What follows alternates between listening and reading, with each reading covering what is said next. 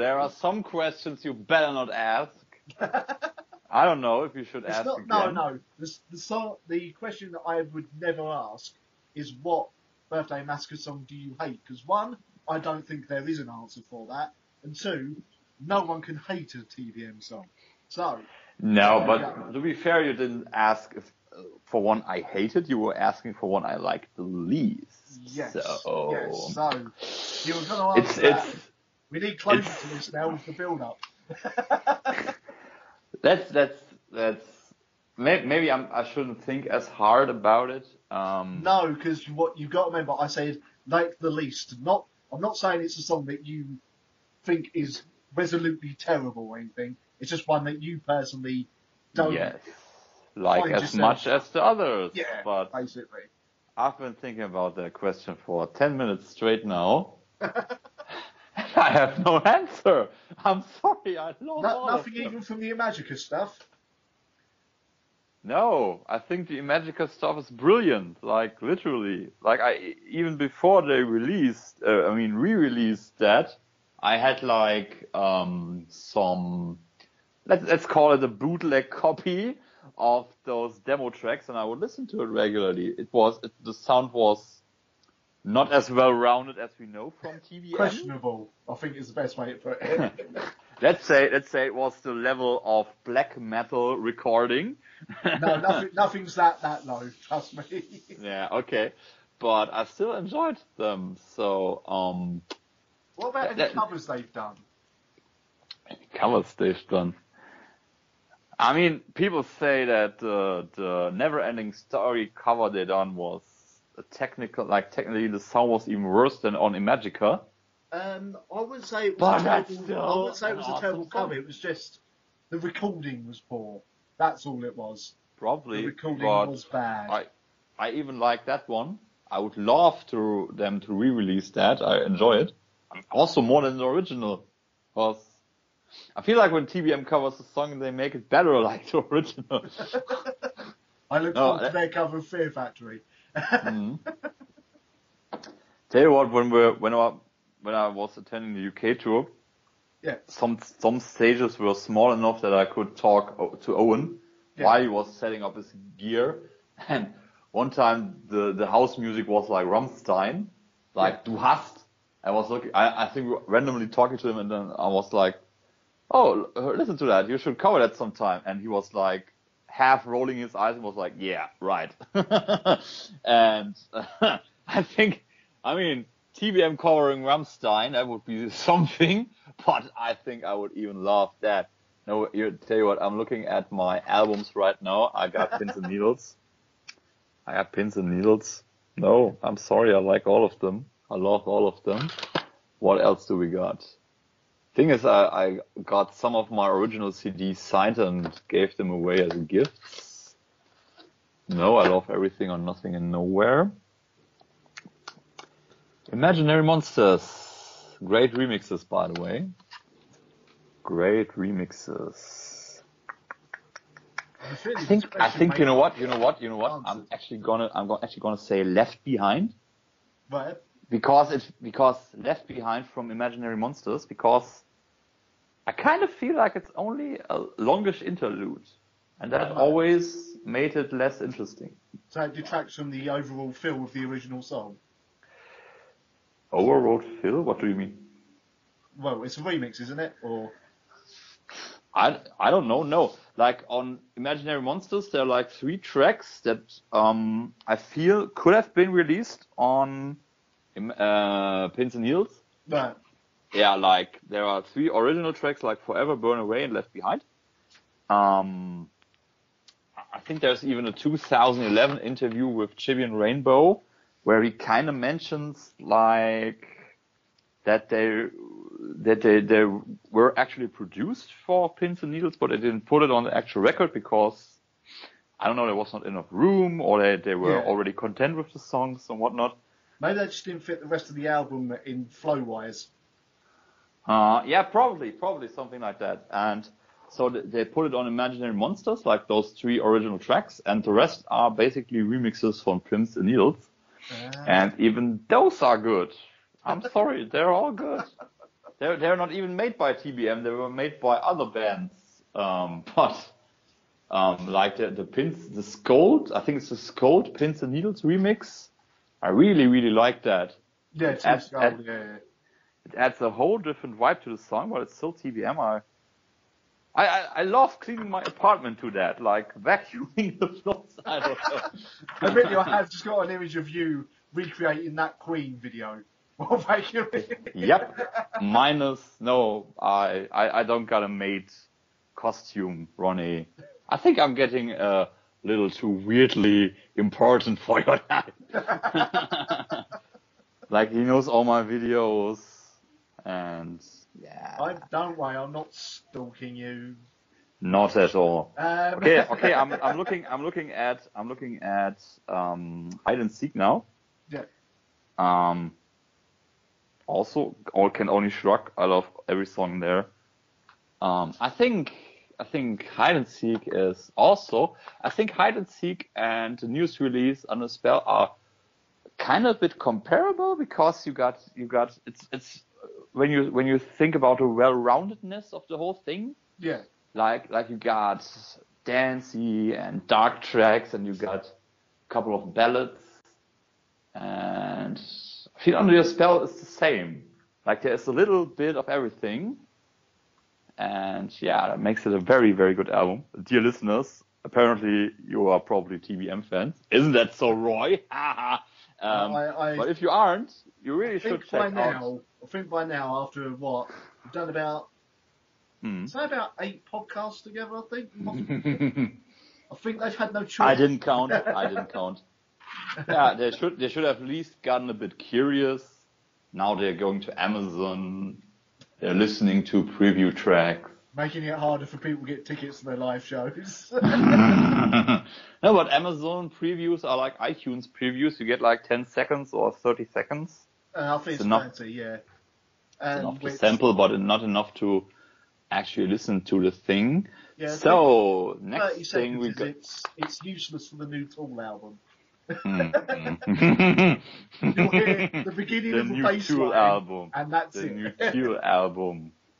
But talking of new albums, to sort of, because we've had about an hour and a half, I've realised we've done about an hour and a half of talking about just TBM, and people probably want us to talk about. No, that's not true. We're not even at the 40-minute mark. I feel it. I know it. Yeah, actually, I was just looking at Superstition, right? At Superstition. Superstition, absolutely. What does that even mean? Album. Yeah, Superstition by the Mercy Massacre, right?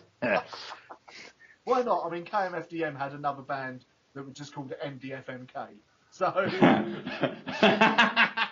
I'm not even joking. There was MDFMK. You're not joking on stuff like that. That's what makes it so extra funny. That's not bad. That's really not bad. The only thing I know in that direction is like the Totenhosen. You know them, like this German punk band. No, I can't say. You don't know the Totenhosen? Amazing. Yeah. You probably saw. I mean, if I pronounce it in German, it probably doesn't ring familiar to you. They're like the only German punk band that made it big. Nowadays, they're also more like pop, but that's an interesting switch. Right, I know, and so unique, isn't it? No, I was never. Go back down that road again. Yeah, no, better not, because then we are at Linkin Park. I think a podcast is like half 35 minutes Linkin Park, then it's like 5 Finger Death Punch, then the rest is TBM. No, I think 5 Finger Death Punch, amazingly, for an entire week, nothing's happened. There's nothing to speak about. Oh no! Amazingly. They split up for good. So anyway, this one German punk band that isn't a punk band anymore, which due to popularity, they actually recorded a Christmas album. They recorded a Christmas. Can you imagine a punk? I mean, back then they were pretty punk, like screaming and fast guitars. Yeah. A punk Christmas album, like they recorded classical German Christmas songs. And made it a Christmas album. It worked. I was like 16 when I got that. Do you know what? Actually, I mean, I know we've got to drift away from them, but I'm surprised the Birthday Massacre hasn't done something like that. I think they Right. can make it happen. Christmas. I think they can make it work. Mm. So, I think a while back, like around Christmas time last year, there was someone in the Imaginary Monsters group. He was like, "What do you feel is like the most Christmassy Massacre song?" And I think that was an interesting question. that is, 'cause I would be able to tell you. I can't think of them. I went with Always because it has a lot of bells in it, like like synth bells, and it goes like da da da da da da da da. It's probably better listening to it, guys. I think Ghost covers TBM. Oh no, that's not good. That's not good. I mean, the drummer, like when I was on the tour, Nick, who is also a very nice guy. Yeah. I got like 2 VIP meet and greets, and the last one was in Boston. I was like, oh yeah, I saw you. You know all the songs, you know all the texts. I was singing all along all the time, and I was kind of humbly looking slightly down. But the thing is, I actually do all the lyrics. But then there was a nice scene like on the last Boston show. There was Superstition. Yeah. And I was, of course, in front row, and I was singing again. And I messed up the first line of Superstition, and Jimmy was looking at me, and she was grinning, and I was like, yeah, you know. So there you go. I'm not. But funnily enough, then she mixed up the second line, so yeah, that was kind of even. Cough, cough. So, yeah, I could actually see what you wrote, goddammit. Yeah, I mean, I probably could like drunkenly growl all the TBM songs, but nobody would want to listen to that. I'm a bad singer. That's not gonna work. That's your bonus if you become a patron, one of the Attic Ghost patrons. I don't got a Patreon yet. I'm not too sure if I'm putting one up ever. Like obviously, I feel like people really gotta like my stuff if I even. It takes a while. I mean, I've been on YouTube for 5 years now, 5 years, and I've still not reached 150 subscribers. It's hard, man. Unless you're doing really, really, really dumb crap, or gaming's a big thing as well. And I know I said last time I'll do. Gaming is a big thing. I got 2 colleagues who got like over 1,000 subscribers. Yeah, but just by gaming videos.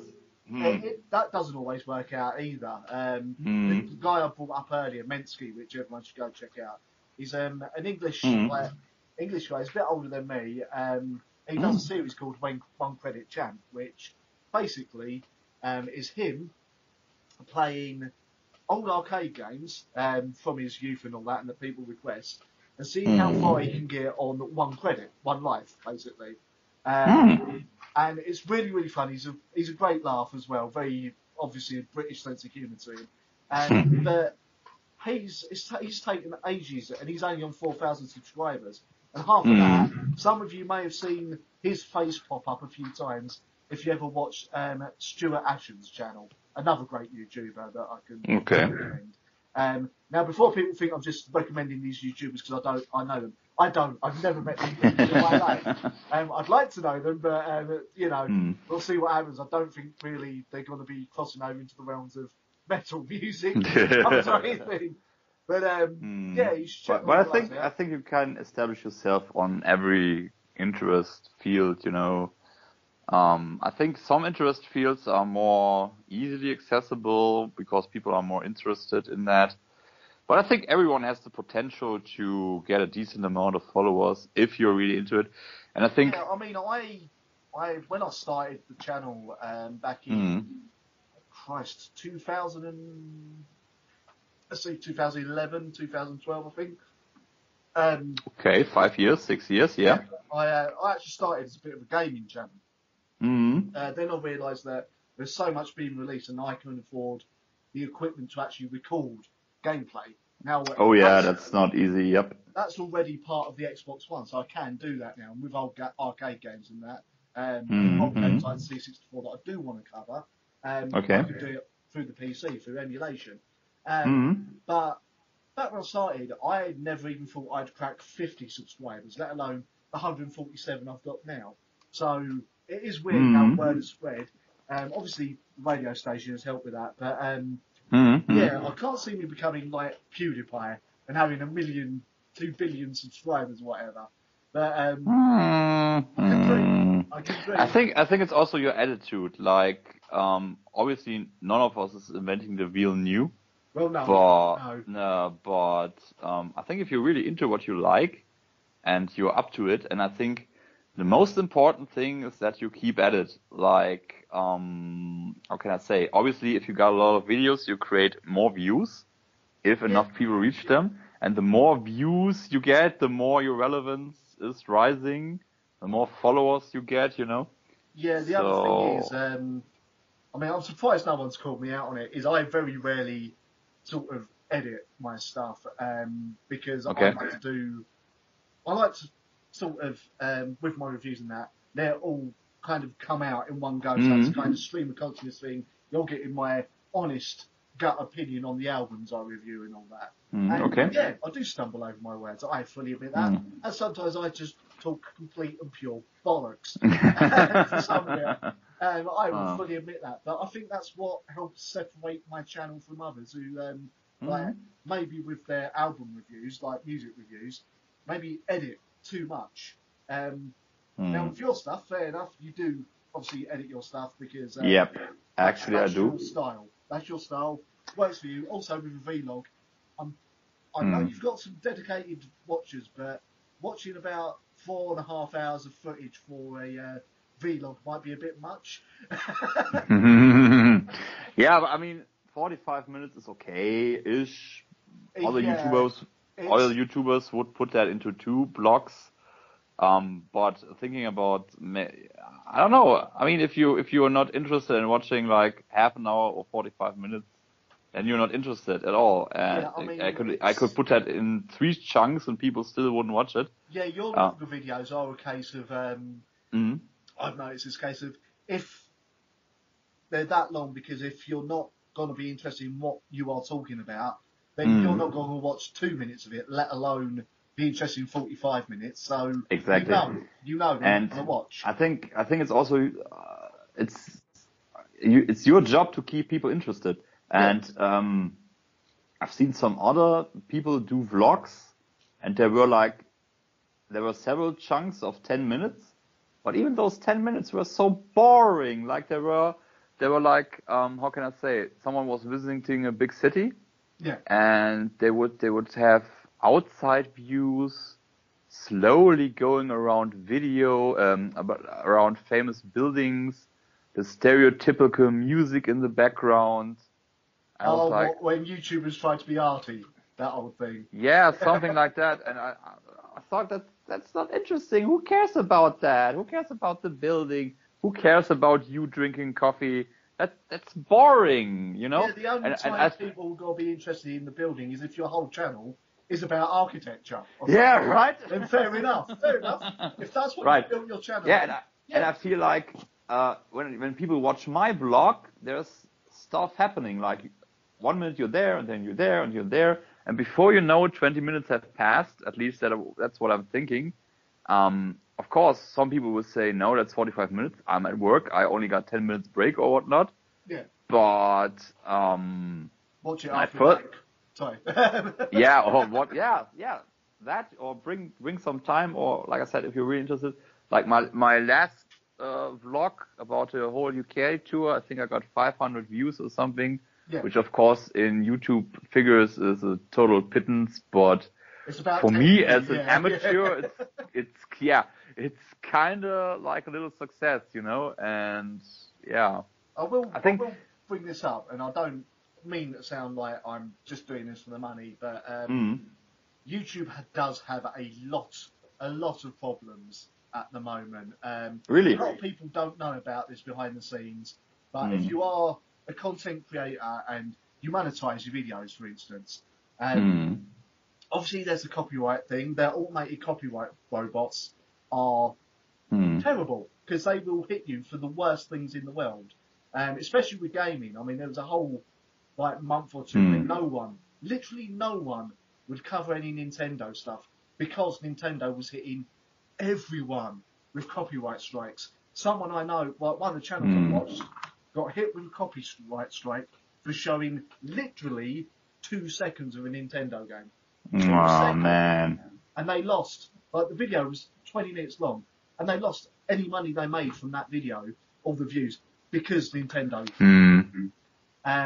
Now with me, I mean, I've got some record label contacts, but I would rather not use licensed music in my videos. That, and also the music I use helps me promote unsigned bands, because hopefully people will hear, like my intro music, or when I'm using Sugar Plum Suicide in the background, hear it and go, oh, I wonder who that is, see the credits at the end and go check them out, you know.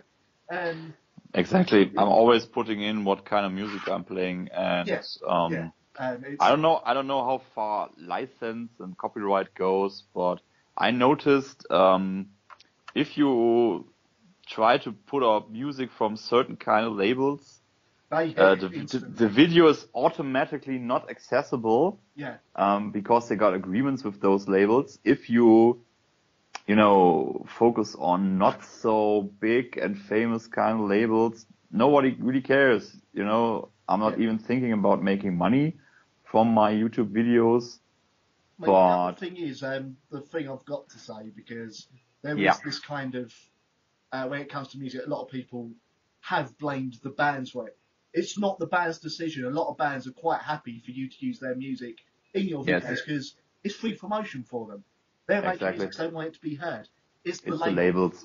It is the labels. Absolutely. And I know I want to start a label on that, but you can kind of see where labels came from with the copyright thing, but at the same time, the YouTube system attacks the wrong people. If it's people uploading entire albums, which thankfully Attic goes to here, and other people in the London 25 Birthday Massacre group, plug for Benedict there, have let me know before, just before it come out, the Birthday Massacre album was being uploaded in its entirety. Now, I love that I'm band. not okay with that. That's not okay, man. I love that band, and I put my hands up. I let the label know. With the help of everyone in those groups and what channels were doing it, and they got taken down. They got That's good. Strikes, as far as I know. And the label even thanked you all. I think I did tell you that. I'm not sure. But he did say thank you to me and thank you to the people who were telling me. So.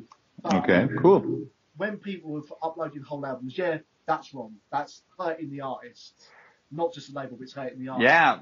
Also, there's no, how can I say, there's no effort you put there. You just upload videos. Yeah. I mean, my videos are someone else's work fully. Exactly. I mean, the content I create, obviously I'm filming bands, and I'm walking around festivals.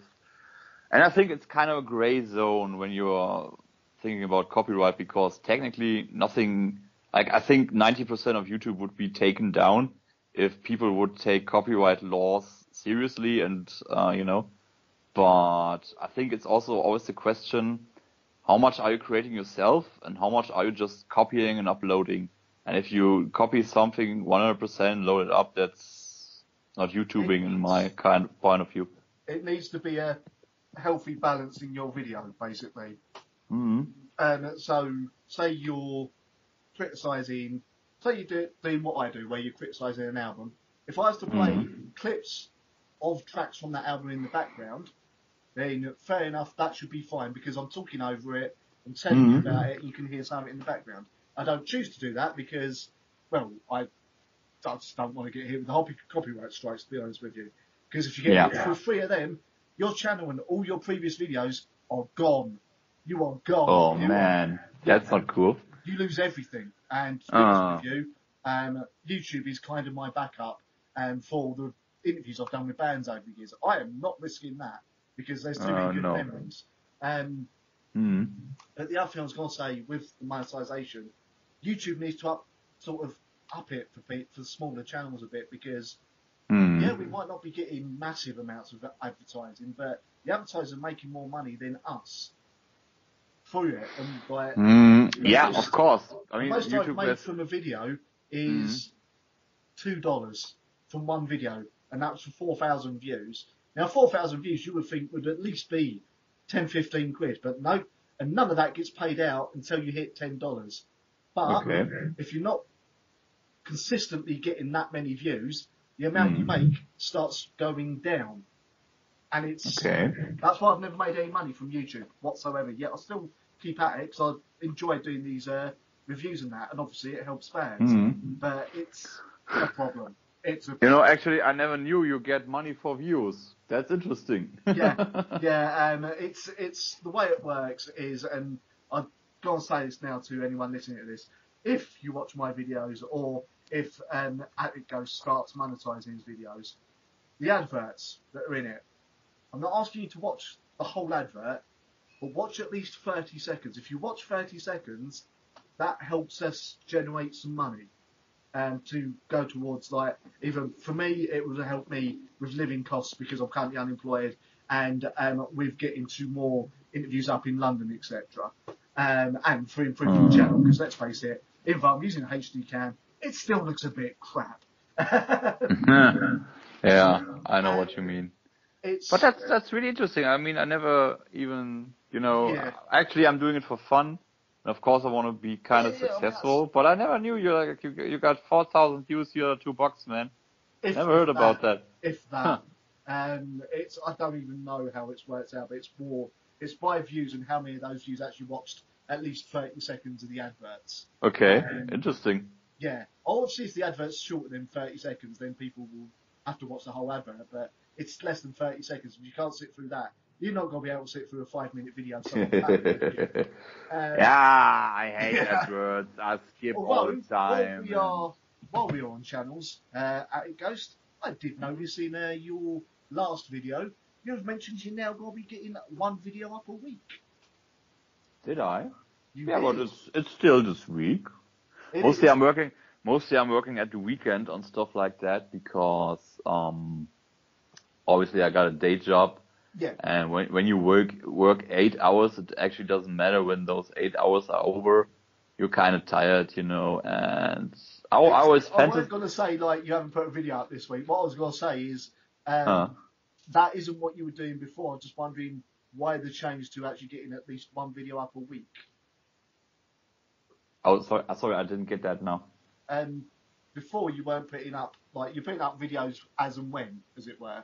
No, actually, I was trying to do the once a week thing always, and I think in the first 5 or 6 weeks I even succeeded. Yeah. But then sometimes stuff's happening, and oh yes, life does get in the way. I'm more. Yeah, exactly, and much respect to people who even upload 2 videos a week. That's my other big fandom. Some people. Hello, Black Friday. So, Total Biscuit, a computer games reviewer, he's getting a video up every day. But I think his living is what? Yeah, amazing. He gets a lot of sponsorship deals and all that because he does. Okay. Same as PewDiePie, I think, does it. But PewDiePie, let's be honest, I've seen bits of PewDiePie videos. He doesn't do much. The fact that he's so popular kind of irks me a bit because he just gets overly dramatic and shouts at a computer game. Well done. That's your. Yeah, but same it is with authors like 50 Shades of Grey and Twilight and whatnot. Those people aren't good, but they're bestsellers. The thing is, you don't need to be terribly talented or diligent or whatnot. Sometimes you just got a bunch of dumb luck and then you're a millionaire. And the world is full of people like that. So. Well, it is funny that you lumped Twilight and 50 Shades of Grey in there because do you know how 50 Shades of Grey actually come about? Yeah, an acquaintance told me it was meant to be a Twilight fanfic. Yeah. But then they changed it. But people who are actually into BDSM, I think I read an article saying how utterly crap 50 Shades of Grey was. I haven't even read it. I'm not ever going to. Yeah, but I don't wish to. If people want to see a good film about BDSM, as it were, without it being... Watch some porn. Watch some porn, folks. Well, that's more interesting. I'll say porn. If you want to see one that sort of explains it without it being porn, a film called Secretary from a few years ago. Maggie Gyllenhaal's in it, and that explains a lot of it a lot better than 50 Shades of Grey ever could. So There we go. Okay. May have let a little bit about myself come out a bit too much then, Ben. Well, why not? It's interesting. You don't gotta always be like so how can I say, removed from yourself. Oh man, that sounds so wrong. I don't even know. It's the internet. There are certain things sometimes you just don't want the whole world to know. Well, technically, I just recommended watching porn, so there you go. Yeah, but we're male, we're in our 30s, man. It's gonna happen. So Okay, and we're okay. both single, porn's gonna happen. Yeah, not yeah. between us. That sounded weird the way I put that. Yeah, I hope you leave some time from watching my videos until you watch porn. Cause that would be really kind of weird now, Ronnie. Says the man really, who really said kind he of was weird. sat there in no pants. I'm still not wearing pants. I'm all pants. It's my free time. I can wear and not wear whatever I want. Nobody's seeing me. Also, I think the coppers are finally gonna get you for that Fear Factory review you did 3 years ago. Sounds like it. Which one? I've done a few I don't know. reviews.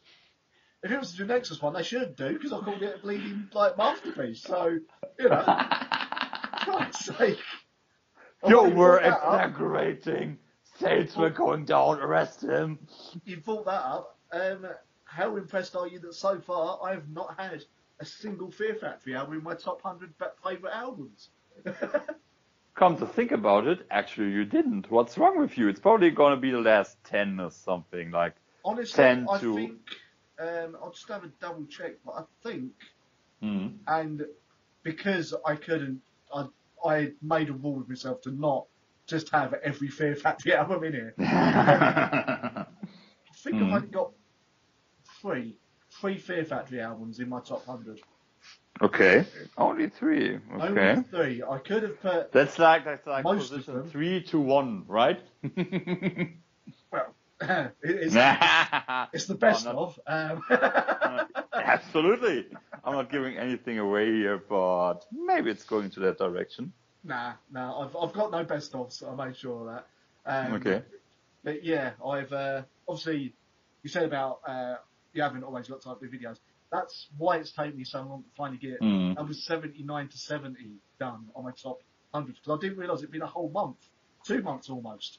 Probably, yeah. Time flies, man. Time flies. But us in America. Jesus, but I've got it up now, guys. You should go check it out. I may go on a bit of a rant about Coldplay. Possibly. He loves Coldplay. He even loves Coldplay almost as much as he loves Metallica. And Oasis.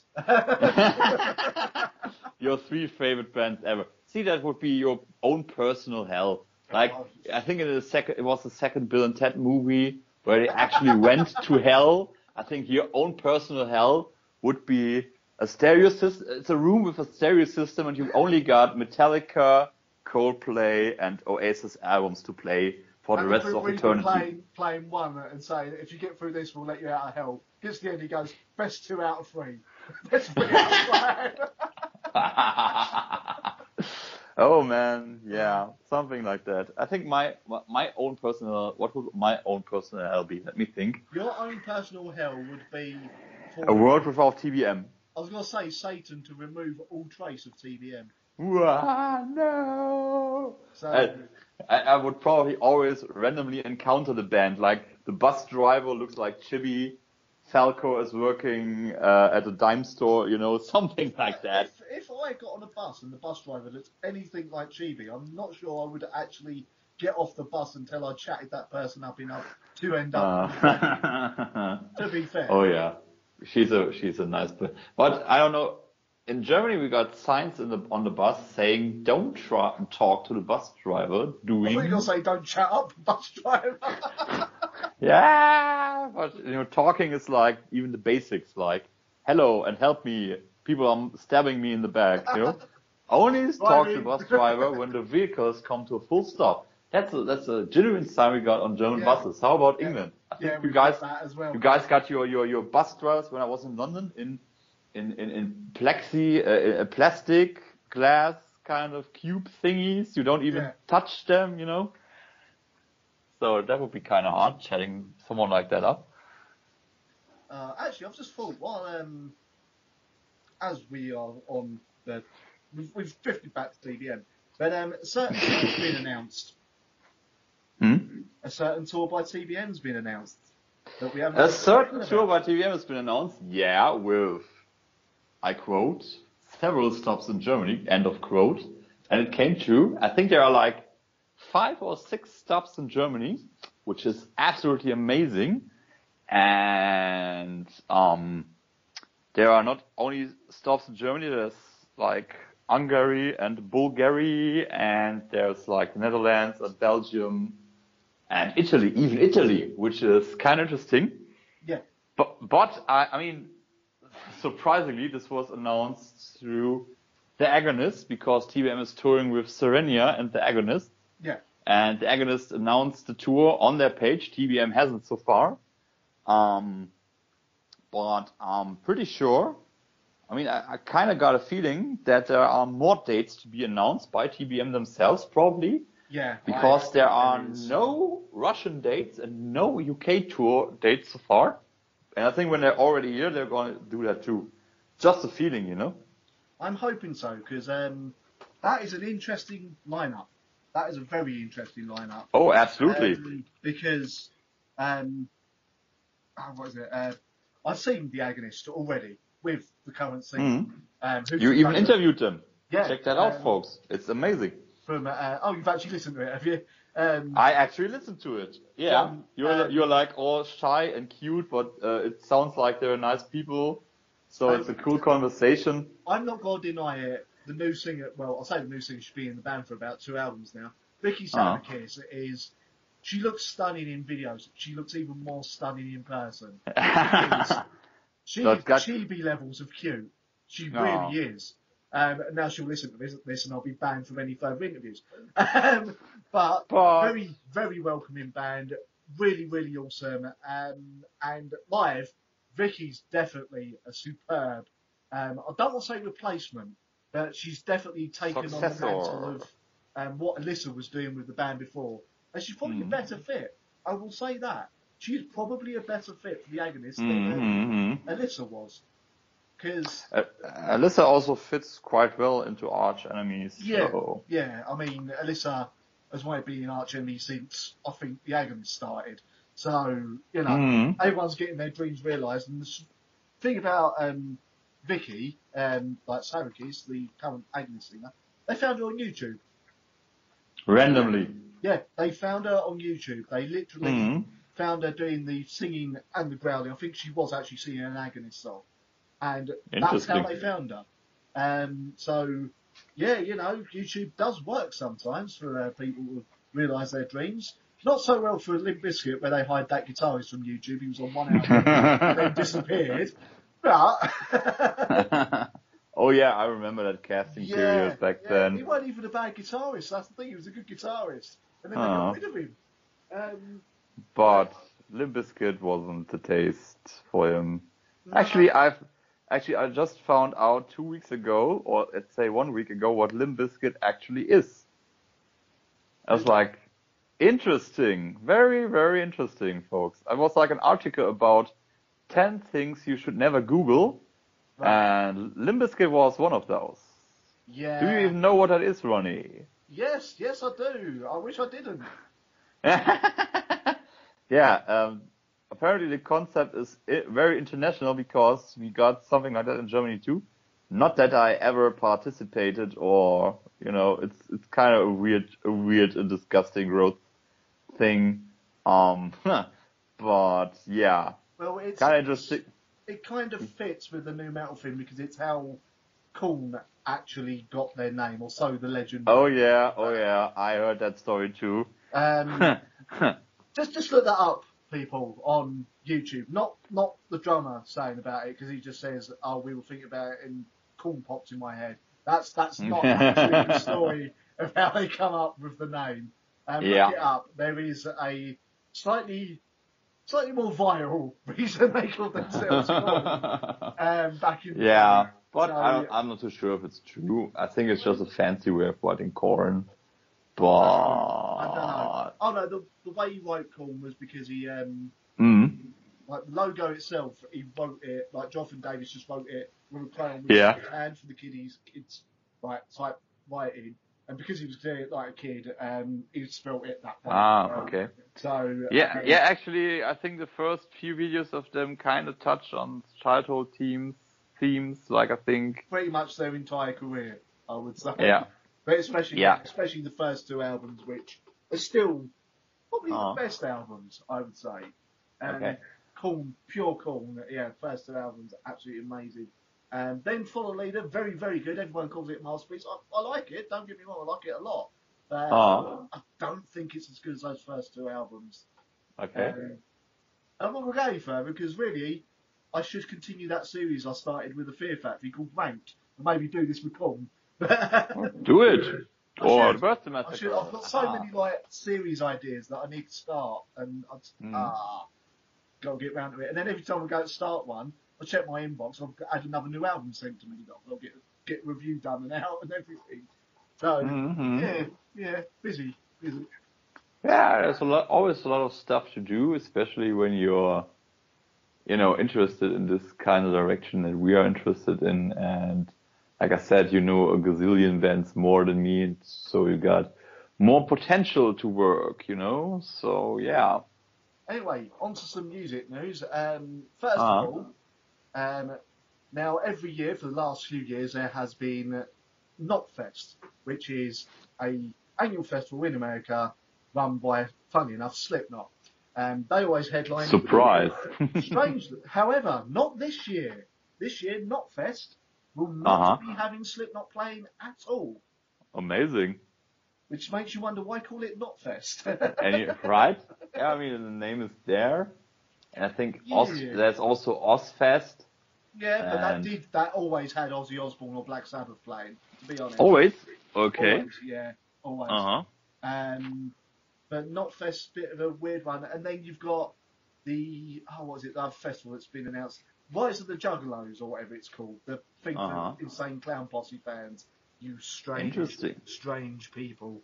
I've listened to an Insane Clown Posse album.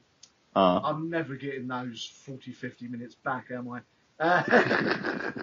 So the name sounds familiar. Not that I listened to a track or something. They actually got voted as one of the worst bands in the world several times, and also are one of America's most hated rap groups. Well, that's a title you got to earn. They're terrible. They're absolute. I know there's like a amazing they've got the same sort of fan base as Kiss, like rabid fan base who love everything they release, but they're crap. They're not even good rappers. I can't understand it. It's because a lot of their songs seem to be about very similar to the themes of death metal, but in rap. Okay. There's a bit of carnival music as well every now and again. But the funniest thing was they done sorry, I don't want to speak over you, but they done 8 albums, right? All along this concept of the Dark Carnival, which was going up to about 2003, I think it was. And in the end, through all these albums and all these songs about murder and all that, they revealed that the whole thing was them basically telling everyone that they're Christians and that everyone else should be Christian. Yeah. And then everyone exactly. Everyone seems to have forgotten that because they've continued going, releasing albums with songs about murdering everyone again. Man. What the hell? Man. That's very, very weird and very interesting. It would be like Cannibal Corpse only coming out with an album called Buddhism 101 or something. Oh, by the way, all our albums were just to tell you how bad those things are. Now back to some relaxing Nepalesian meditation themes. That would actually be a shocker. Actually, I'm saying that. I think that's a new next Linkin Park album. Probably. And then, then after that it's only whale sounds. Like Chester doing whale sounds. But also in music news, are you a System of a Down fan? I would have seen him at Download. I didn't go. I've heard a track or two. I think everyone No stress. absolutely loves them. They're probably one of the best bands in existence. But I wouldn't say I'm a fan. So yeah, I wouldn't go you as far as gotta to say that. say whatever you want to say now. I like them. I like them a lot, but their last two albums before they went on this sort of extended break, as it were pretty poor, apart from one song, which was the massive one, BYOB. Okay. So I kind of lost my interest a little bit.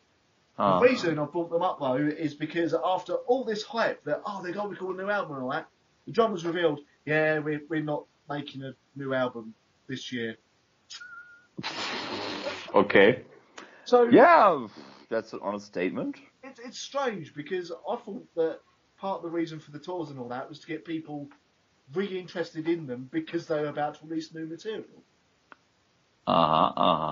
Yeah, actually, that's the point. Like, yeah, if you don't got an album coming, you at least go on tour or whatnot, go on gigs to make people remember you. Yeah. So that when you produce and release the album, then there's the album tour, and the people you already made like and know oh, there's a new album. I'm gonna buy that too. So that's kind of away from what you should do, I think.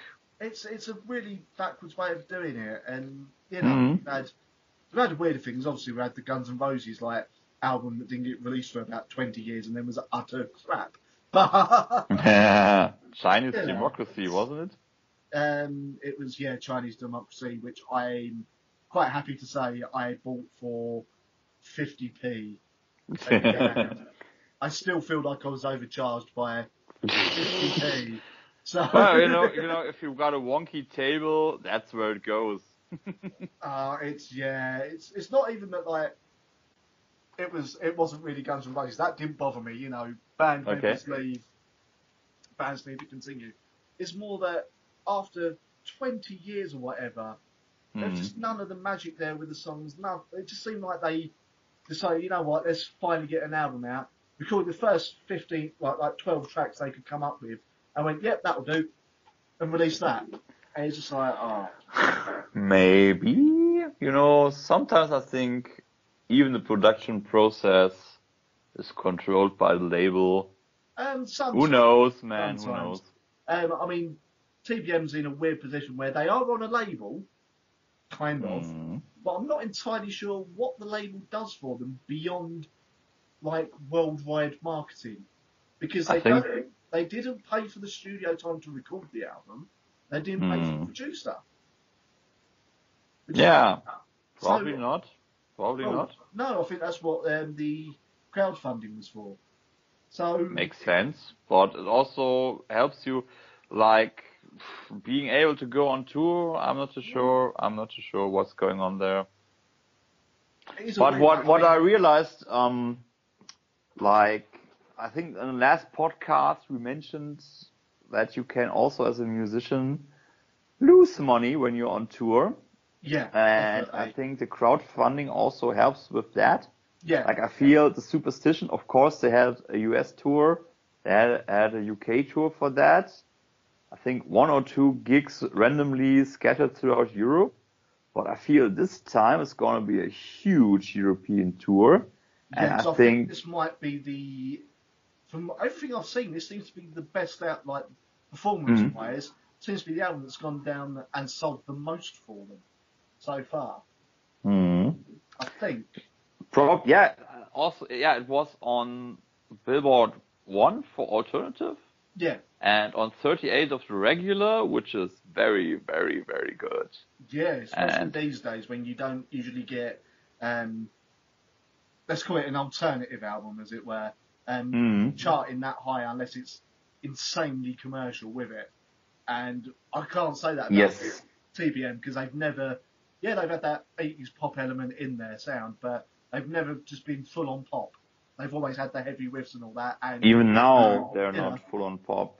They never will be. The return of the Snake voice on a couple of tracks.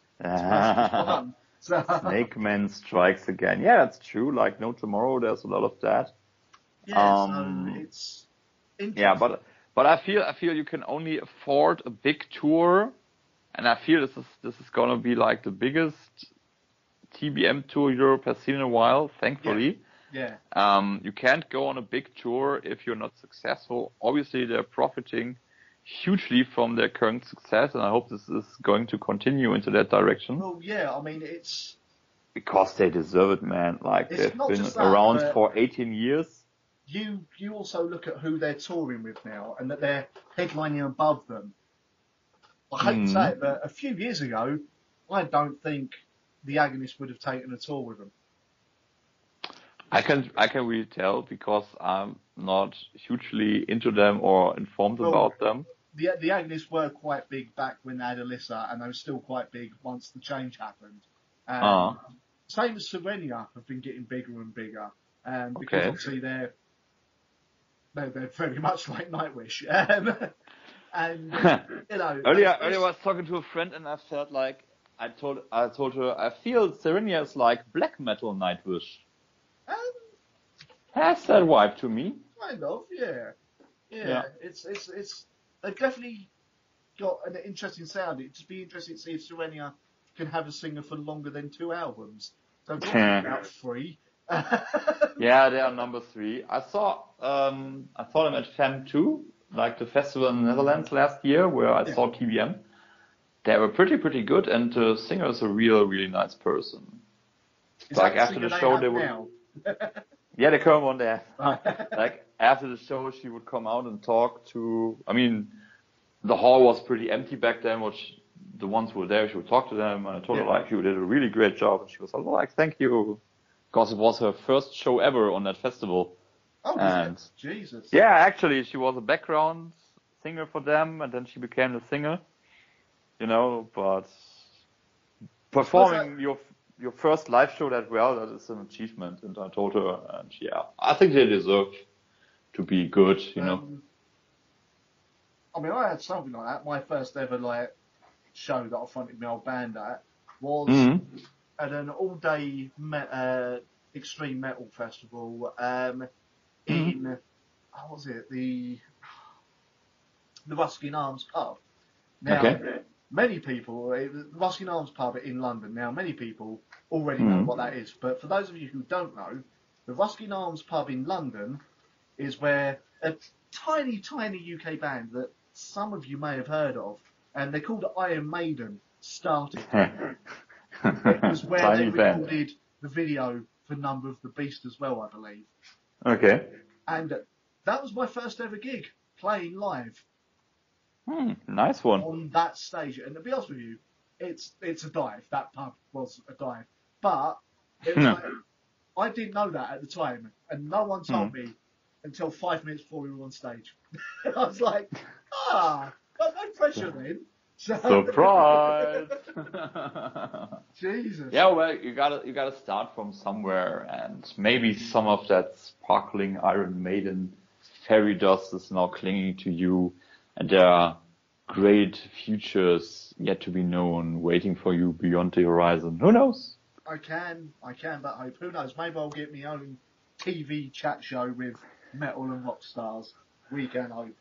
Or not. Yeah. That's interesting. You're thinking about shows. I was actually thinking about your own Boeing, like Bruce has it, you know. Who knows? If I was making that much money, I'd just I don't think I'd buy my own plane. I'd just spend it on frivolous things like every album that ever gets released. Dude, I think a plane is pretty damn frivolous. And then I'll get a load of mates and we'll all go to like Wave Gothic, Treffen and Varken and whatever else.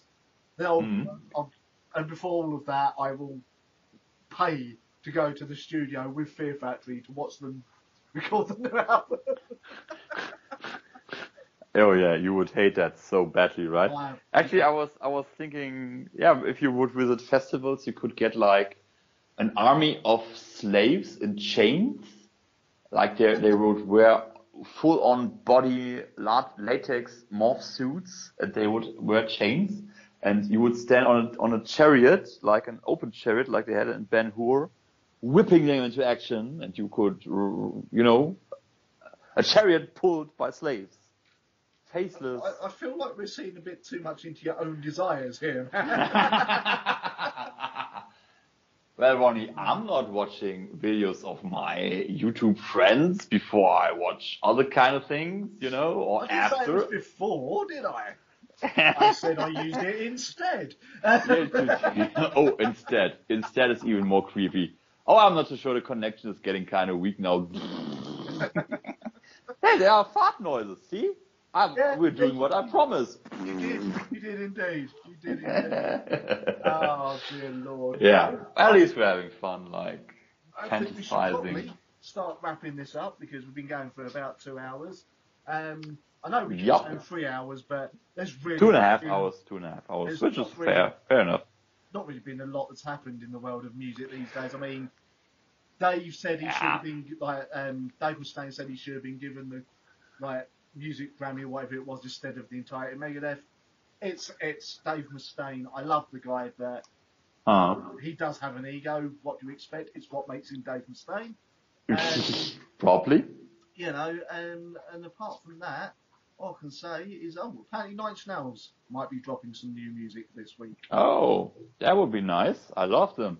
Apparently another 2 EPs are coming out. Well, I'm good with that. Yeah. It would actually be interesting how their sound has evolved. I'm not too sure what their last album was. It wasn't with Teeth, was it? No. Oh, plus I think you've missed 2 albums, man. The last album was Hesitation Marks. Ah, right. Okay. Which was pretty damn good, to be honest with you. I need more Nine Inch Nails albums. I need the first one, the last 2 ones, and then I got them all. You do, because I love them. I love them. So. Oh yeah, me too.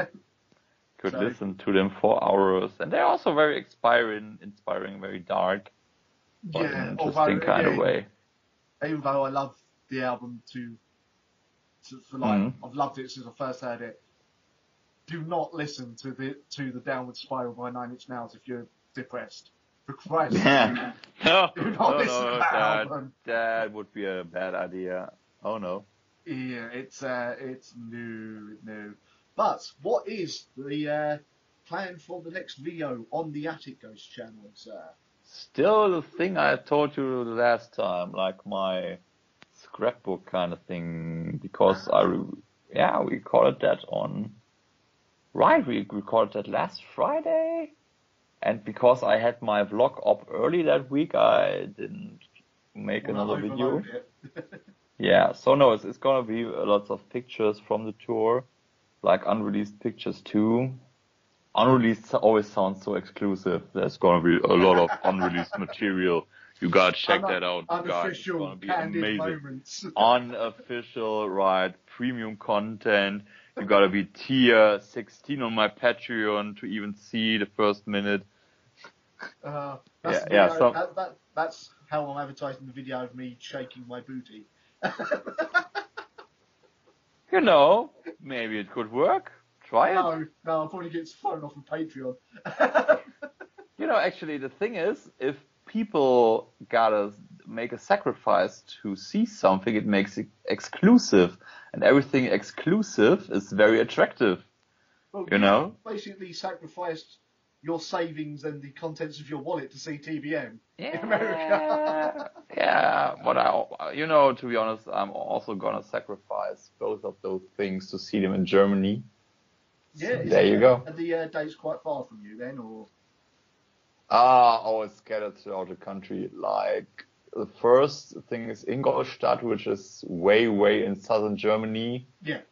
We got a few in eastern Germany. Then we got a couple in western Germany.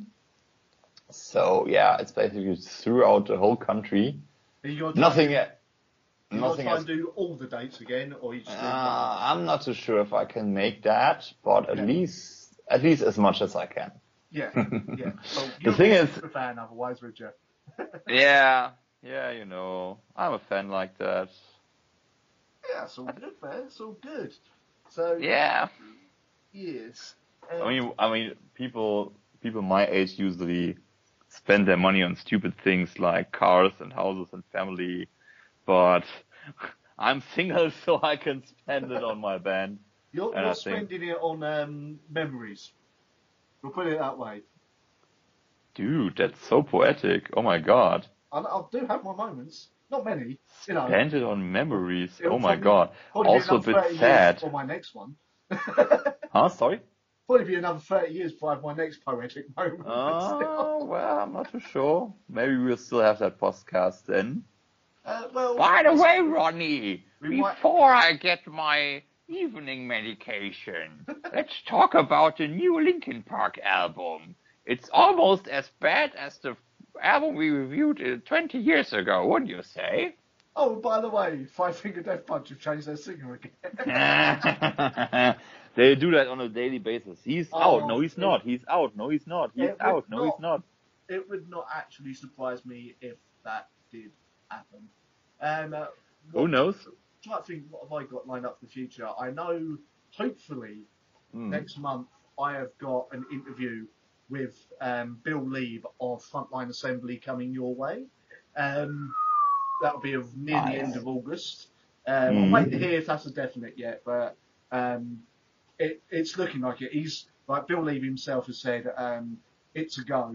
It's just a case of whether or not they can put me on guest list because I can't really afford to travel to London at the moment just for an interview. Okay. Also, Benedict, I still hate you for seeing Skinny Puppy. Come on, you saw 9 Inch Nails 2 times. We're kind of even. That Amanda Palmer that you saw. I saw her too, yeah. Yeah. Do you know, did she used to be in a band called the Dresden Dolls? Is that it? I think she still is. Not too sure. Because when I didn't recognise the name, and then when I was watching your video footage, I Mm. was like, that sounds so much like them. And I can't think if it's... Yeah, it is. Actually is. Dresden Dolls. Oh, and they're back, apparently. They only come back last year. So... Ah, okay. So did she actually play any Dresden Dolls there as well, do you know? Yeah, she played like, I mean, not that I'm a fan or know any songs by them, but according to her, she was playing 2 or 3 Dresden Dolls songs. So, yeah. Like I said, when she was performing, it was actually called Amanda Palmer and such and such. Oh, right. I absolutely forgot the name of the other musicians. Yeah. There was like one guy playing violin, the other was like on keyboard. No, she was playing keyboard. Yeah, the other was like drums, I'm not too sure. And yeah. What was it? You said something about in your video, might as well bring this up. You said something about you'd heard that she wasn't a very nice person or something? I don't know. She came off a bit snobbish to me with that. I'm not a goth, I'm a Brechian punk or whatnot. Oh, God. Really? Yeah. I mean, seriously, you can be standoffish, but if you're a goth, call yourself a goth. What's the big deal? But she's playing a goth festival that is advertised as a exactly, goth and festival. she has been before. So yeah whatever, man. If she was that bothered about being labelled as a goth, she shouldn't have accepted to play the goth festival. Right? Not in the past. No, but the performance made way up for that. Utterly brilliant, very emotional, very artsy, but artsy in a good way. To be honest with you, Dresden Dolls were very much like that. I mean, I'm not a huge fan, but I've got their albums, and they're good to chill to. Very good to chill to. She has got a great voice. Oh yeah, absolutely, She has got a great voice. But yeah, I mean, it's okay to be snobby if you are actually able to be as awesome as you pretend to be, you know. And she really is. So I think that's okay. That's when I made peace with the whole thing, you know. I think the only time really that anyone should get away with saying to themselves, "Oh, we're not goth, we're whatever." The only time goths should accept that is Sisters of Mercy. Yeah. He's not going to change his mind on this, really, is he? So No, not really. But I think he's very self-conscious and with a very, very, very low self-esteem. I probably mentioned that before, but a friend of mine saw him in England, and he was like, "Oh, can I get a selfie with you?" And Andrew was like, "Oh, so you want to get a selfie with a fat old bastard?" And I mean, he's over 50. You don't look like in the 80s. but being this self-conscious, I don't know, man. That's too much, really. I don't know. To be honest with you, I've heard he's a bit of a interesting one to speak to. And it might be just the use of the word selfie set him off. To be honest, you know. Maybe, I don't know. Plus, he might have been concerned that someone might have tagged him with, hashtag goth. So. Yeah, but when I saw them at Mera Luna in last year, they were wearing tracksuits. I mean, that's the ungothest you can get, and I think those were even colorful tracksuits, like the real flashy one with several colors in one, you know. You know they thought about that for a long time before going on stage, though. Probably. That was totally planned, because who dares think that the band who influenced goth in its current form are goths? And they were like, no, we are the ungothest band in the world. Here's your proof. We are the ungothest band in the world. Here's a well-known goth anthem, This Corrosion. That's not goth. Nothing of this is goth. You don't understand. Oh man. Yeah. God, what can you say? What can you say? But actually, yes. I'm planning to see them too. Like they're in late September. They're in Dresden. See, Dresden, like the city. Ha ha ha. And I'm trying to see them there. I've never seen them. Their tickets. No, their tickets sell so bleeding fast. I'm actually. Okay. Oh, I gotta buy them then because yeah, I would. Because they don't really play that much over here whatsoever. I think which is strange because they are from there, right? Yeah, they're from here, but for a long time I thought they were American. But okay. Interesting. Yeah, I don't know why. I think the bassist was American, the woman. I think she might be American, but I'm not sure. They don't got her anymore, though. No, sadly not. They're only guys. Because back in her day, yeah. Anyway. Back in the I know what you mean. It's like Susie Sue as well. Susie and the Banshees. Yeah. Sadly, by the way, Masquerade are playing in Paris tonight, and I'm not there. That makes me so sad. Masquerade. Still got to listen to Masquerade, definitely. Do it. My live recordings really suck. But they're also a band that you can listen very well to on tape. Yeah, I will say, when I was watching the videos, even through the sound, I could hear the slight Killing Joke in there, like early Killing Joke. And I could hear a bit of Susie Sue. Definitely. Yeah, they're as post-punk as it gets, definitely. Yeah. I didn't realise I thought you said they'd been going for years. I didn't realise they were quite a newish band. Oh, from 2013. That's what I said last time. They have proper captured that 80s post-punk sound, haven't they? Right. For a band this new, I was absolutely impressed. Like I thought this level of sound would be only something an agent band would have been able to, but the singer, she is even a few years younger than me, I think 7 or 6 years or whatnot. So yeah, there you go. I'll have to get into them, and then when they played, they're on Bandcamp. You can listen to everything on Bandcamp for free. So yeah. For God's sake, the only problem with looking up Masquerade, it's such a common name, and all kinds of stuff Swedish pops rock up. band come up. So it's also an RPG for vampire fans. Yeah, I think that's also on purpose that they called themselves like that. Probably. Yeah. Yeah. I think the singer is also kind of pretty beautiful. Yeah, look at it. She looks a little bit like Blonde Susie Sue. There's that, and she looks a little bit like Black Friday. From what I'm looking at. Tiny bit, yeah, kinda. Yeah, you've definitely maybe because they got the same Chinese zodiac. I gotta look that up. But Black Friday. You have definitely got a type. Yeah, I got type. No, Black Friday is like I think 2 or 3 years older than her, so no. Because Chinese zodiac is per year. I was glad to see that. I need to watch Black Friday's videos because from the way you described it. Yeah, by the way, do it, man. She also made what you saw the video where I was featured in, like, right? No. I thought you would. You I did thought not. you would have actually had her in your video, like actually on video. Yeah, that's true. But you haven't. You've only got a picture of you with her in your video. Yes, the thing is, she was. I mean, how can I say? I made a big tribute video about her a while back. I think it was in September last year. That's also one of the videos that took the most dedication of me. Yeah. Like, okay, this video has two parts. One part is like a clip show where I show my favorite parts of her videos till then. Yeah. And the other part is me in time lapse watching every single video of her back then without stopping. I watched her videos for, I think, 34 hours. Jesus Christ.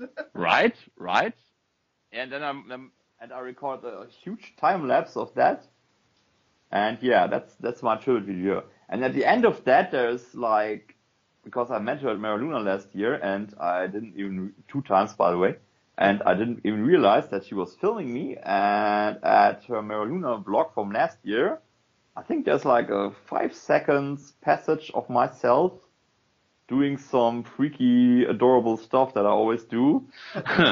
And I put that into, like, at the end of my video. And this year, she was making a vlog about Wave Gothic Treffen 2, but I released my vlog way before she finished hers. Yeah. So I didn't actually, put myself into that, like, from her video. But yeah, if you watch her video, I mean, she has a 2-part video about Wave Gothic Treffen this year. In the first part, I think it's around 10 minutes or so. There's like 15 or 20 seconds where I'm at the meet and greet, and yeah, that was pretty cool because, okay, there were other people, but some of them didn't even get remotely as much time as I did. Yeah. So I was really honored by that, I mean, it was also nice that she remembered me. Like, I don't know if you were this online, this internet famous, you got a few thousand people that are your fans, and I have no idea how many people she meets at festivals like that. My guess, it must be around 100 or 120 random people, and to stand out, to be remembered, I think that's the biggest honor you can get as a fan, and yeah. Yeah, definitely. I mean, I felt like that when I've interviewed bands for a second time and they've turned around to me and gone, "Oh yeah, that guy, yeah," like Chibi, for instance. Yeah. Oh, she's so good at remembering people. Cobra as well. Cobra's really good at remembering people. Yeah, but by the way, if anyone is doing watching all my videos through in one fell swoop with no sleep, I really apologise for how boring my voice must get. Yeah, actually, that was one part about the whole thing, was staying awake this long. Like, I think at the first day, around 4 a.m., 6 a.m., it was, you got a reflex to fall asleep. But once you pass that and you're at the, at a normal time around noon, of course, you're tired as hell, but you still can keep awake, but there are always certain times when you threaten to fall asleep. And yeah, also the thing is about time lapse, it was actually kind of, how can I say, creepy, because you make little movements, you fidget kind of around. And you don't realise how much you've moved from when you started. Exactly. And when you watch the time lapse, I'm fidgeting so much, and always at the parts where I'm threatened, where it's most dangerous for me to fall asleep, you see me fidgeting more. Yeah. Because you kind of adjust your posture a lot more, So yeah, that's kind of morbidly interesting, but yeah, I think I had to do it. Actually, you know, when someone inspires you this much, I always feel you gotta give something back. And yeah, that was my way of doing it. I'm not too sure if she. You've brought up something there that we can sort of end on as well. The whole kind of the whole YouTube fame thing and how some people clearly aren't really suited to it, because I'm sure you've heard horror stories as well as it were of people who on their YouTube channel come across very friendly, very nice and all that, very approachable, and then the fans have spoken to them and they've basically told their fans to like sod off or been very very unfriendly. I mean, is that so? Maybe Onision, or however that guy is pronounced. Onision. I don't know who you're on about, so I can't really help. Okay, that banana guy.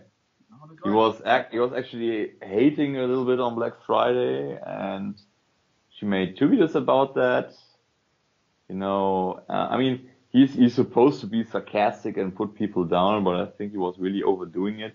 Yeah. So yeah, but that's kind of going at the whole. The thing is, as with any subculture, goths, there will be some who, just because someone happens to be getting a bit more fame than them or a bit more notice than them, will start hating on the person who happens to be getting that notice. But no, what Onision isn't actually goth. He's like a random comedy guy. Right. So, yeah, sometimes he's dresses up like a goth to make fun of them. Oh, he's one of them. One of them. Yeah. Yes. Who knows? But yeah, at least speaking for Black Friday, I can only say she is 100%, and I said it in the tribute video too, she is 100% the person you see on the screen. And yeah, I think I always like people who are honest, you know, who are not some kind of fake construct they created themselves. And she's definitely one of those. And I think that's also something I admire. If people get this kind of popularity and still are down to earth, you know. So yeah, that's my kind of people. So if anyone who listens to this or watches your channel, which you really should do, go watch At It Goes channel and subscribe. Some quality content on there, some really heartfelt videos on there as well, it has to be said. But apart from checking that out, if you get anyone who recognises you from your videos, would you welcome them coming up to you and talking to you out of the blue? You know, if someone would approach me, would I talk to them? Is that what you meant now? If they recognise you, like I said, oh, watch you on YouTube, blah, blah, blah. I mean, why the hell not? If they seem nice, why Basically, not? what I'm saying is, are you, to your, like, people who watch your videos, your fans, I suppose is the best way to put it, would you call yourself very approachable? Oh, you just hit a mark there. No, actually, I'm very antisocial, but how can I say? I would not, like, how can I say, insult people or tell them to sort of. It's funny that you say you're very antisocial, when in every vlog video you've got of you at gigs, it's like, here are all my friends. Yeah, but actually that's nothing I ever thought about. Like, I'm not at a level where I'm anywhere near close to something like popularity. So I never thought about how I would interact with people who like my things. I think I would decide that spontaneously, but I think it's also kind of like your duty, so to say, if you reach a certain kind of popularity, to be approachable. Like, you are in it to be famous, so to say, and I think that it's like in Spider-Man, with every power comes a responsibility, and I think you got a responsibility to at least listen to people who like you.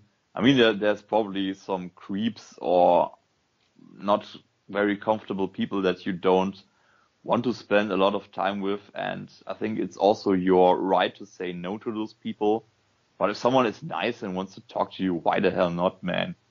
Sign an autograph, wish them a nice day. I think that's the least you can do. Because basically, if you are popular, those people are your bosses. Because they make you who you are. So they deserve getting something back, you know? Yeah. So it's probably like that. Whereas with myself, if you do recognise me in the street, which I did last year, by the way. Yeah, some random bearded German bloke come up to me last year. Yeah, if you do recognise myself in the street, come up and say hi. You might actually have to come up and say it, because if you shout out to me hi, I might not hear you because I've probably got my headphones in, to be totally honest with you. So if it seems like I'm ignoring you, I'm not. I probably just didn't realise you were even speaking to me because I've got music blasting in my ears. But feel free to come up and say hi.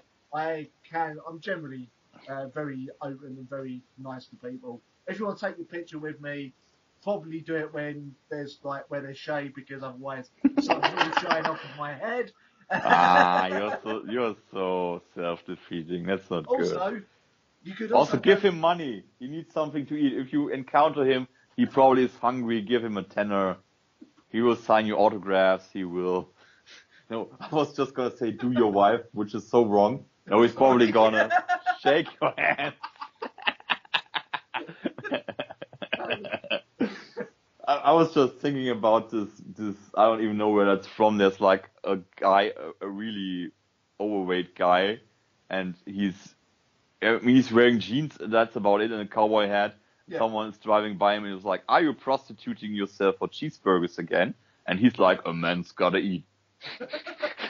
So that's going into the same direction, I think. It sounds very Family Guy, that, actually. Anyway. Right. But it's actually in real life, so I don't know. The other option is you're probably most likely to see me at gigs. If you do, again, feel free to come and say hi, or just randomly shout out Psychosin, like some other people do, and freak the crap out of me.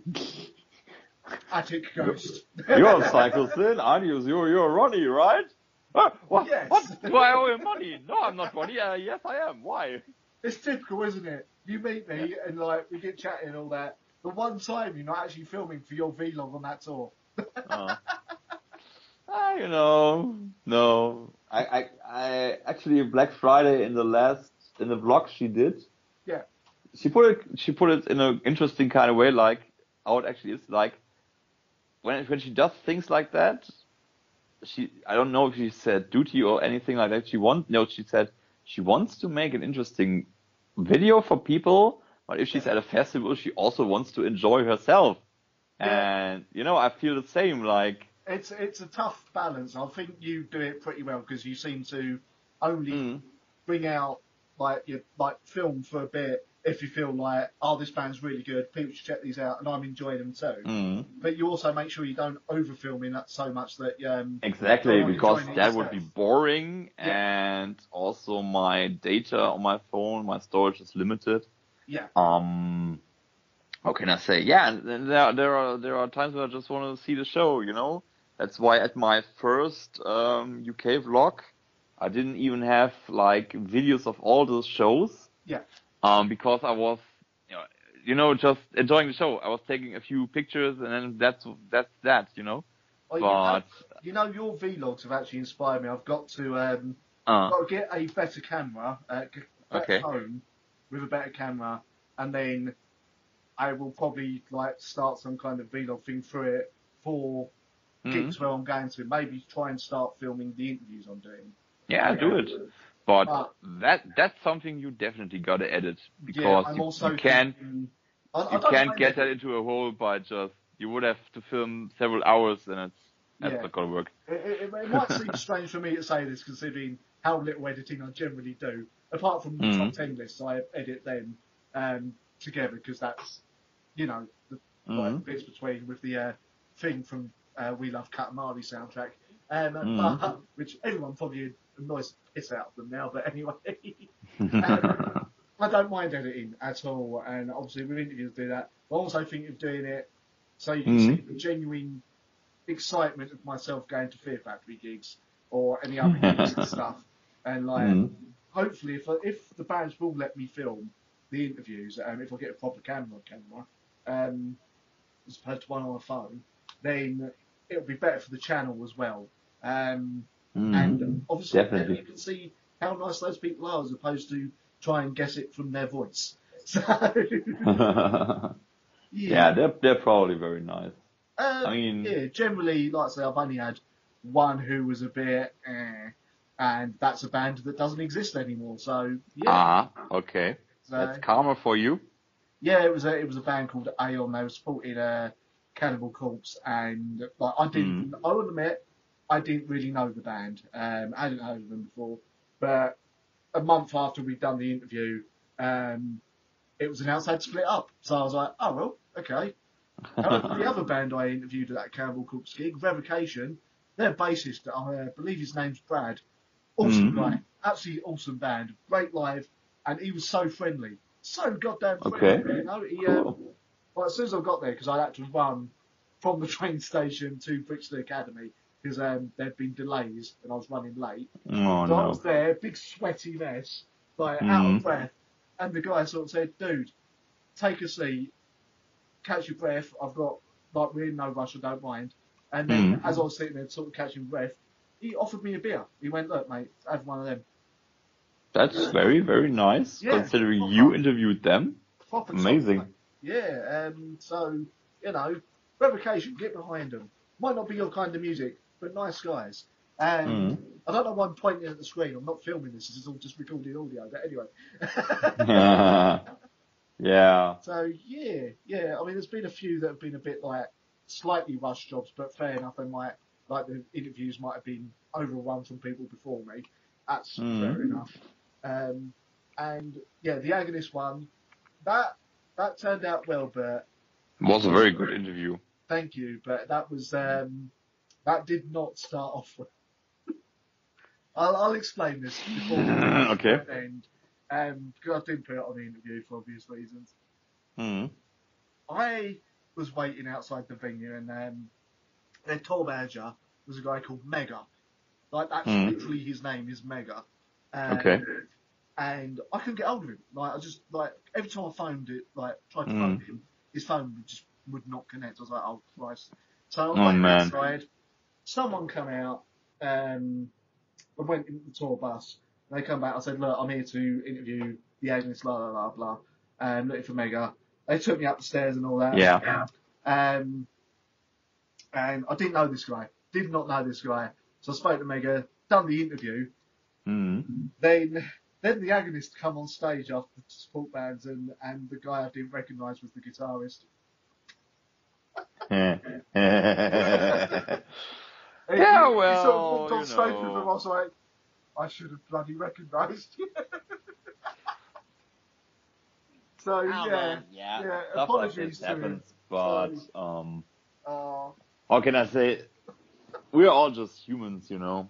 yeah. You can't expect perfection from them, It does from everyone. explain a bit why he was a bit confused when I said, "Yeah, I'm looking for Mega. I'm interviewing the Agonist." So he had a slight look of, I am. So, Oh man. Yeah, but I think that's, you know, when you're a musician and you're touring and all that, there's a zillion things going wrong. Yeah, So I did actually speak to him after the gig. I did apologise. He went, "Yeah, don't worry about it, man." He just said, "No, to be honest with you, mate, I found it really fucking funny." So, yeah. It is. It's sometimes you gotta laugh about stuff, you know, because there's no other way to deal with it. Yeah, but So yeah.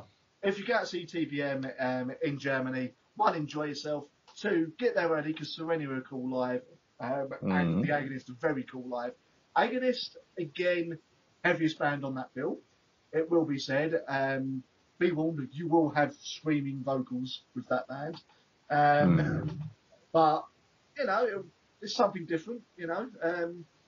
Quite surprised, actually, that they're not taking Sumo Psycho with them again, actually. It's a bit of a shame. So I don't think Sumo Psycho have played Germany yet. Okay. Yeah, well, I mean, I've checked out a few tracks. Obviously, most of them were with Alyssa. But what I heard, it was very good, and I'm actually looking forward to see how it's live and with the other singer. Serenia, I saw at FEM, as I mentioned earlier. They were pretty good, so yeah, it's a total win. I Either was way. gonna say it's pretty damn good bill for you, man. Oh yeah, definitely. Kind of gutted I can't get to Germany, to be honest with you. Sorry, what? You I'm can? kind of gutted I can't get to Germany for it, to be honest with you. There should be like bus travels or whatnot. I'm not too sure. There's gotta be a way, man. Seriously, but even if you are in Germany, where you gonna stay, how you gonna get around, it's all a huge. It's all sort of huge amount of money costs. Going into that, yeah. Yeah, so which is why I've not done like the dream tour, as it were, for myself or anything. So, but yeah. So anyway, ladies and gentlemen, thank you very much for watching. Listen, it was babble on and on about a lot of random stuff because again, not much in music news. I'm not our audience, but I thought it was entertaining. Yeah, hopefully. And it goes. What do you want to say to everyone as a closing statement, and what have you got planned for the future of your channel? You already asked that like half an hour ago. But you asking for the immediate future. Yeah, after that thing. Yeah. What can I say? I think I'm also doing cooking for my channel, which is, I don't think many people do that. Like cooking easy recipes. You've only got one video cooking, which was your cookies, wasn't it? Yeah, I also got another video where I do chicken. Oh yeah, that's right, yeah. Yeah, so I got 2 videos. I think I'm gonna do some more cooking videos. Also, I found out it's not too hard to DIY, which is apparently a prerequisite if you want to be a goth. No.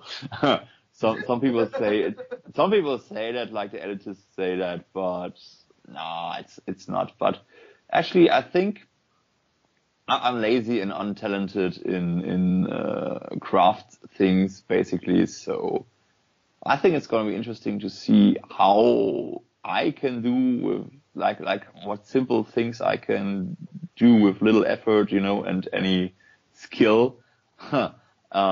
Also, there seems to be a crazy, insane trend of coloring stuff black, like latte and lemonade and whatnot.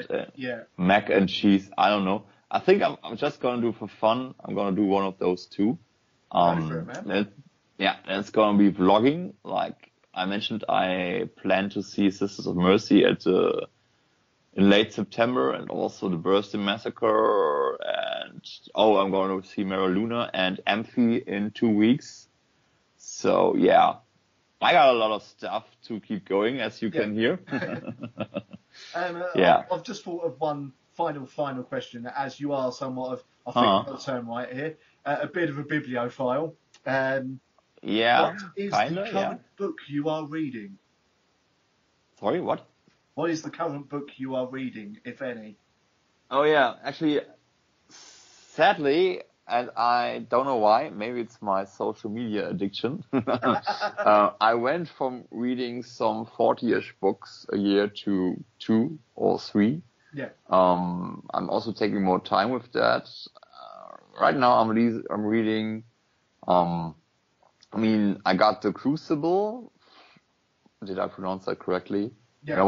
When I was in Salem, there was like from Arthur Miller. It's actually a play. Yeah. I read that in one day. It was very, very good. Also considering the time when that came out, like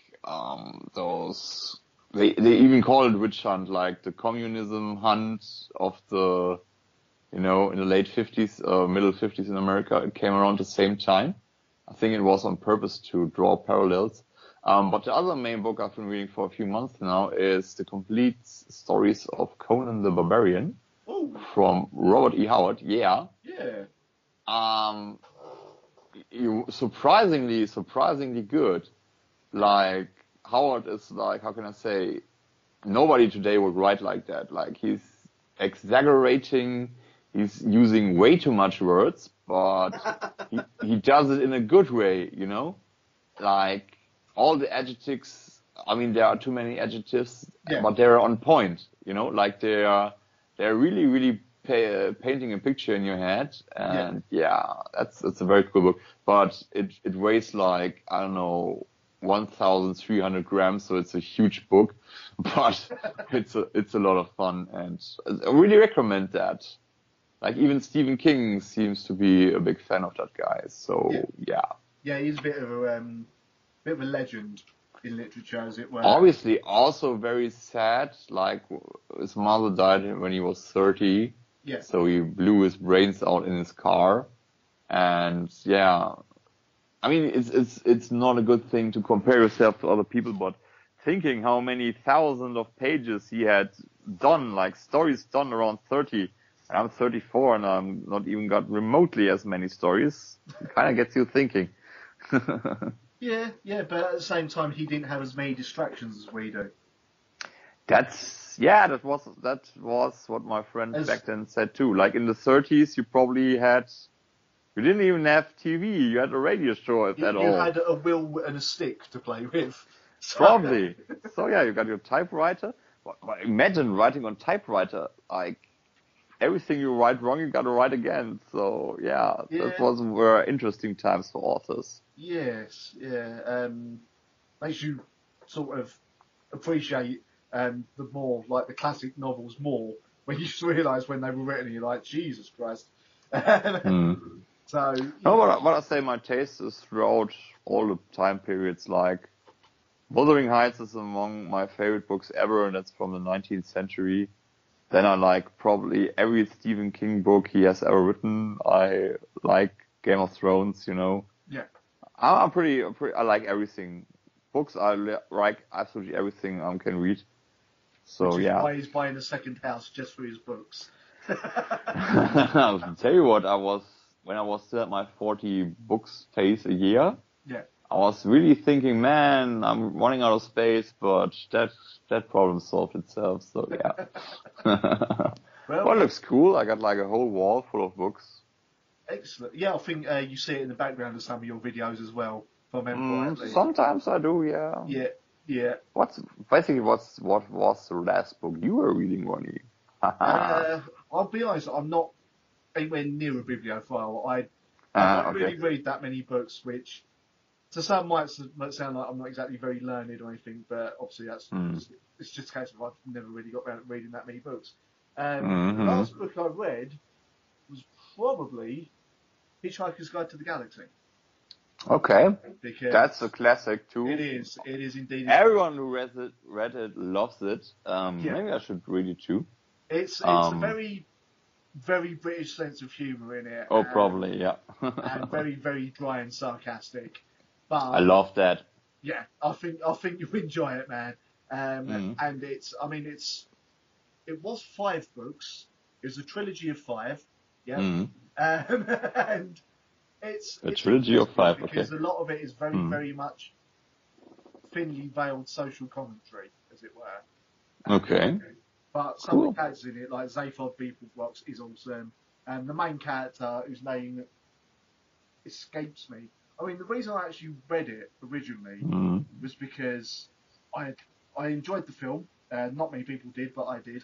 And before I'd seen the film, before the film was even being made, I had channel like BBC Two over here back in, I think it was early 2000. All right. Actually showed the 70s TV program, and I'd watched that and really enjoyed it. And there's a little bit of bias in me because Southend-on-Sea, the pier on Southend-on-Sea, is mentioned in Hitchhiker's Guide. Okay. And that is my hometown. That is where I. Interesting. You were meant to read this book. Yeah, it's a strange sequence, to be honest with you, because. It's strange, but Southend-on-Sea does indeed get mentioned in a bit of classic sci-fi literature, which no one could have predicted. Yeah, why not? I mean, Whitby is in Dracula, so. Yeah. That's sometimes fiction and reality blend into each other. Yeah, I mean, apart from that, I generally just read like your music magazines and all that. So The thing is, I don't even know what I would read if I did become a big bookaholic, as it were. I should read Chibi's book. It's very good. I should. You are correct. I really, really should. Yeah. And I think it's also kind of affordable. It was not terribly expensive, I think. It might. Well, I'll see what happens, but it's also a Mhm. case of something else for Chibi to sign for me. Absolutely. I've always had that. Like, I've always been a big supporter of. Again, Mhm. I hate using this term. I said about this the other week. Female fronted or female like bands, as it were. Mhm. And I hate using that term, but I can't think of another way to put it that would describe it properly. And I know that. Yeah, I think there's a difference between racism and facts, or Yeah. racism. You know what I mean, like Sexism. discrimination. Yeah. And it's, yeah, sometimes it's just a fact. Yeah. I believe the book's pretty much about kind of talking about her own first-hand struggles through the name of this other band. There is a lot of that. I think, how can I say? I think she made a lot of fiction from her experiences. Yeah. But I think there's also like a lot of fantasy and fiction going on, but it all blends really well into each other. And Fiction informed by her personal experience, I suppose, is better. yeah, definitely. I think the how can I say, the more intense, violent stuff is probably more imagination than reality. But it all goes really well. It's a story with a twist. Yeah. It has some deeper morals. The characters are believable, I would say. So yeah, it's among my favorite books, and considering how many books I've read, that's really saying something, I think. Well, with the way like Netflix Mhm. and stuff is coming out with TV shows, never know, someone might actually pick it up and make a TV series. They're actually doing a TV series. Oh, are they? Yeah. Oh, you didn't see that? There's like they I shared a saw trailer. something being filmed with Chibi in it, but I don't know if it was Yeah. that. Yeah, actually, it's like an independent film company, and Right. they're making a show. And the thing is, the actors they got, at least according to the teaser, Yeah. are actually girls that age who Right. play in a real band from Toronto. They're called Hacks. I don't even know how I would categorize their sound. It sounds very, very punky, very, I don't know. And yeah, I mean, there were a few people like, the band in the book was all different and they look different and blah, blah, blah. I was like, I thought, who cares? This is a real band. In the end, if she wasn't happy with it, I don't think Chibi would have been appearing Yeah. in it. So, Yeah.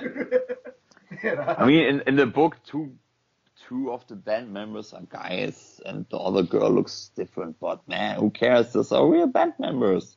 In the end, And apparently it's an independent film company. It's not going to be a big flashy Hollywood production. it And probably wouldn't I need think to be, you know. no, and you don't need that. You need, Nah. especially for this story, you need believable characters, and I think So I'm wondering if that will be real people who are in the and band. released to. Mm. Why it's going to be released on DVD and then released to YouTube for some of these films, though?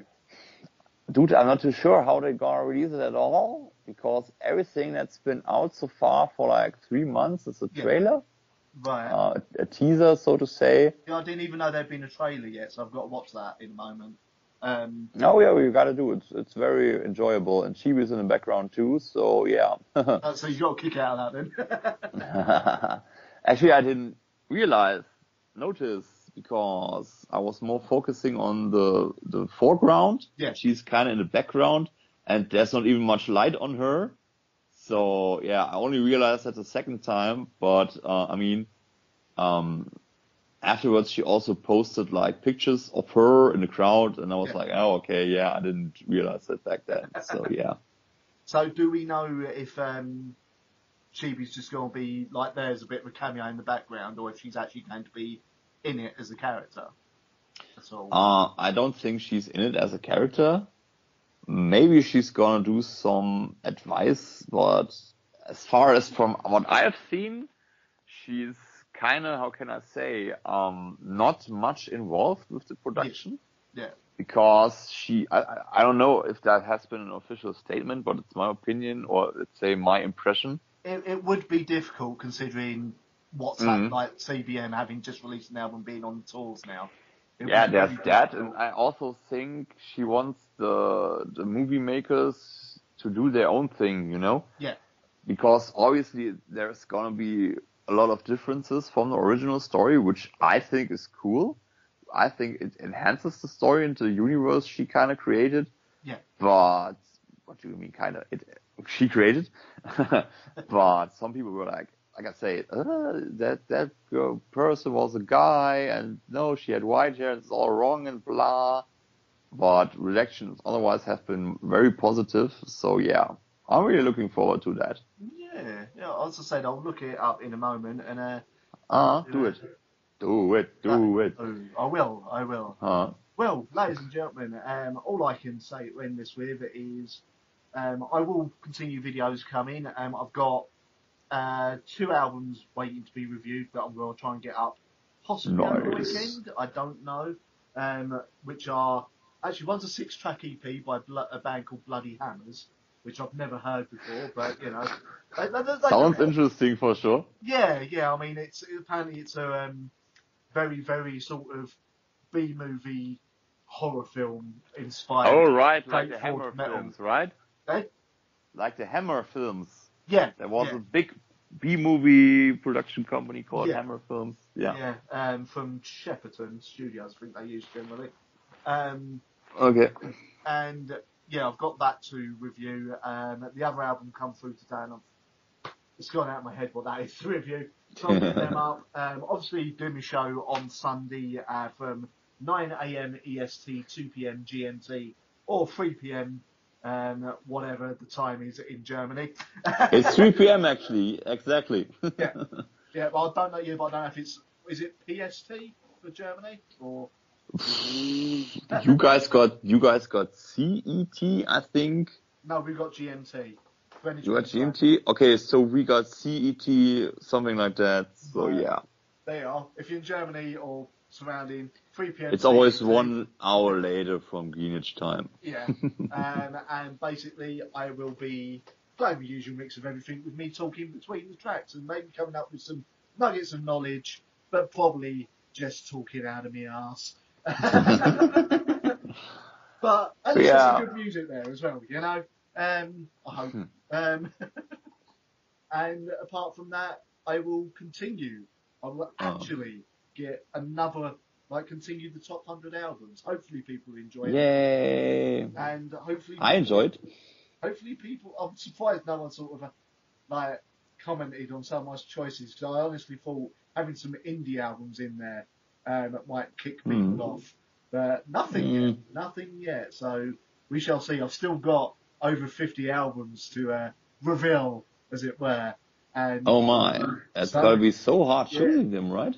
Yeah, well, I've already chosen them. It's what order I've put them in that's the hard part. Okay. I already know number 1 and 2. I'm looking forward to that. There's another album that, I've said several times, that only got released this year and wasn't going to be on it. Then I listened to it, I was like, no, this has got to be on the list. Nice. And that's going to be in the top 5, I imagine. I'm saying that now. Whether it will be in the top 5, we shall see. I've got 2... Nice. 2 unsigned bands albums going on there because they're that goddamn good. Okay. So yes, again, it's just choosing where they go. And I really probably should have made a rule for myself of only having 1 album per band, but oh well. Too late now. I've been listening to my MP3 player, I've been walking about, and suddenly I got reminded of other albums that I didn't put on the list. And I'm like, that should have been on there. So yeah. Shoulda. Shoulda, woulda, coulda, but I'm going to be updating it next year or something. So we shall see. But apart from that, the videos are going to keep coming. Yeah, they will only slow down if obviously the albums I get sent start slowing down, and if I find getting a job, which is the ideal situation. But fingers crossed, man. Me and Attic Ghost here will continue doing our podcast semi-regularly. Obviously, depends on our schedules, etc. Go check out Attic Ghost's videos. He is rather awesome. He's great at editing, absolutely great at editing, and I like some of the bloopers he keeps in. I do it on purpose. That makes me seem more human and relatable. There was one in, I can't remember what video it was. I think it might be your haul video, your shirt haul video. Okay. Mispronounced someone somewhere. He just sort of looked off camera and went, "Why don't we pronounce it like that?" or something like that. That got me. That made me I think, probably was the vlog. I'm not too sure, like the Wave Gothic Treffen thing. Yeah, I think it was. You sort of said like, "Oh, I got this from so and so," and then you just went, "Why don't I pronounce it like that?" It's not pronounced like that. So yeah, go watch his videos. He's awesome. He's great editing. And also watch Ronnie's videos. So many cool interviews. His top 100. It's amazing. The interviews in the top 100s are the videos I'm most proud of. I like my review videos, but sometimes I do put them up and I think I probably stumbled over my own words too much in that review. So should probably start scripting them a little bit, but we shall see. But if I do that, I might lose my own personality in them. So it's a bit 50-50, isn't it? So, yes. Yeah, if you're just reading stuff, it's unnatural. On the other hand, if you just talk what you think, you're bound to talk a lot of bollocks and stumble over your own words, as you just said. But I think that's easier than writing a script each time. It just creates unnecessary work, in my opinion. Yeah. I'm also going to get the possibly a gaming video up over the next week. Just as I'll say a let's play. It'll be me playing something for a little while and then saying whether my memory of it has held, of the game has held up. Like if the game's held up, how good I remember it being. And if you are if you are into gaming, like I said, go check out Mensky. He's spelled MENSTKI. No, MENTSKI. Sorry. I've watched his One Credit Champ series. He's awesome. He really is, and very funny. So yes, Attic Ghost, always been a pleasure. There you go. And we shall. My pleasure too, man. Thank you very much. We shall see you next time we do a podcast, which we don't know yet. Oh yeah. Soon, baby. Indeed. Good night, everyone. Okay. Good night, folks. Bye.